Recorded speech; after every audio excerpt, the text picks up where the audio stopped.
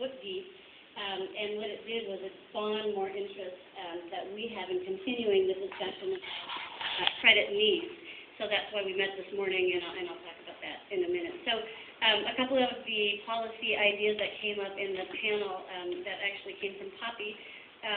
One was that there is a need to prepare farmers, and we heard this from the beginning farmers, that there's a need to prepare farmers to become borrowers, and that the government can foster and nurture incubator programs and training programs that incorporate the elements of preparing farmers to understand what they need in terms of record keeping and experience to become borrowers.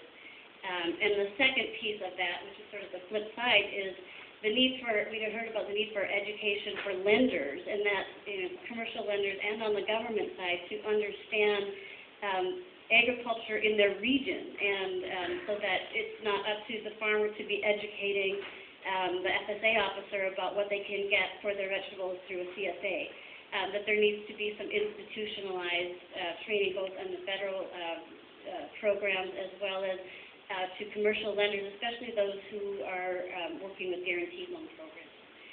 So then a group of us met this morning, and because we wanted to continue the dialogue, because there's a lot happening in credit, that there are people in this room who have a lot of really innovative and great experience, that it would be great if we could bring that together and share it and try to see if it can launch some more ships. So there were a group of us who met to talk about the need to continue the conversation, to talk about innovative programs. There's the micro-lending models out there, the FarmLink model, and there are states with beginning farmer programs and other farmer training programs that actually could be poised to start on new programs like this in their states. And so the reason that we need to, I think, have that conversation continue is because I think what we heard is that there's clearly a gap between, in the market, between what's being provided in government programs and what farmers' needs are for credit. And the government probably isn't the answer to all programs, but the conversation needs to continue about how government programs can be improved. I'm running on no sleep here. How they can be improved, and where there can be private-public partnerships and innovative programs that can step in to fill the gap. And so I think that there is a need to foster some of these incubator programs to see how they're working, try to connect with each other, try to connect with federal resources.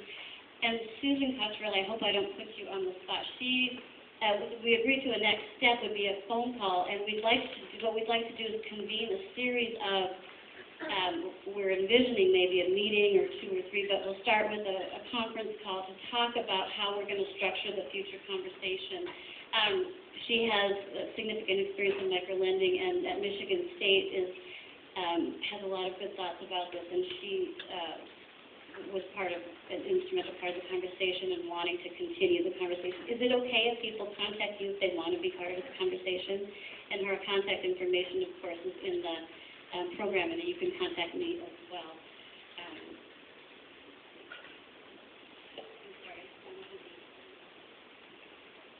Another need that was identified is that